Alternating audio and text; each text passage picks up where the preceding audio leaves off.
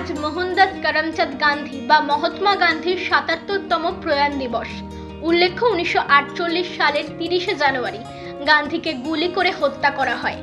সে সময় তিনি নতুন দিল্লির বিড়লা ভবনের মাঝে রাত্রিকালীন পথসভা করছিলেন। তার হত্যাকারী নাথুরাম গডসে ছিলেন একজন হিন্দু মৌলবাদী, যার সাথে চরমপন্থী হিন্দু মহাসভার যোগাযোগ ছিল।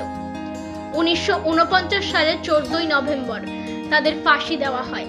নতুন দিল্লির রাজঘাটের স্মৃতিসৌধে লেখা আছে হে রাম, যাকে অনুবাদ করে বলা যায় ও ঈশ্বর। এই দুটি শব্দকে গান্ধীর শেষ কথা বলে বিশ্বাস করা হয়। আর তাই মঙ্গলবার সকালে ফারাক্কা ব্যারেজের গান্ধী মূর্তিতে মাল্যদান ও পুষ্প দিয়ে শ্রদ্ধা জানানো হয় তৃণমূল কংগ্রেসের পক্ষ থেকে। ফারাক্কার প্রাক্তন সভাপতি অরুণময় দাস বলেন, আজ জাতির জনক গান্ধীজির প্রয়াণ দিবস। আর তাই মুখ্যমন্ত্রী মমতা বন্দ্যোপাধ্যায়ের নির্দেশ মতো আজ সমস্ত জেলার পাশাপাশি ফারাক্কা ব্যারেজের গান্ধী মূর্তি পাদদেশে তাকে শ্রদ্ধা জানানো হয়। এই কর্মসূচিতে উপস্থিত ছিলেন ফারাক্কা ব্লক তৃণমূল কংগ্রেসের সভাপতি ইলিয়াস শেখ, ফারাক্কা টাউন সভাপতি বিশ্বজিৎ সরকার, প্রাক্তন সভাপতি অরুণময় দাস, অমল মিশ্র, দাশু ঘোষ সহ অন্যান্য নেতৃবৃন্দ।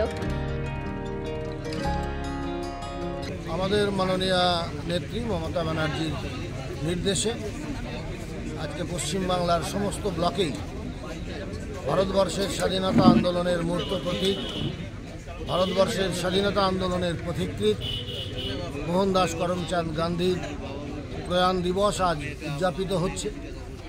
ভারতবর্ষের স্বাধীনতা আন্দোলনে তার যে ভূমিকা এবং ব্রিটিশদেরকে ভারতবর্ষ থেকে বিতাড়িত করার জন্য বিভিন্ন পর্যায়ে তার ভারত ছাড়ো আন্দোলন, অসহযোগ আন্দোলন, ডান্ডি অভিযান, লবণ আইন রদ সুদ থেকে শুরু করে যে আন্দোলনের মধ্যে দিয়ে ব্রিটিশরা একসময় অনুভব করেছিল যে ভারতবর্ষের মাটিতে তাদের আর থাকা চলবে না। অবশেষে ১৯৪৭ সালের ১৫ই আগস্ট তারা ভারতবর্ষ ছেড়ে যেতে বাধ্য হয়েছিল।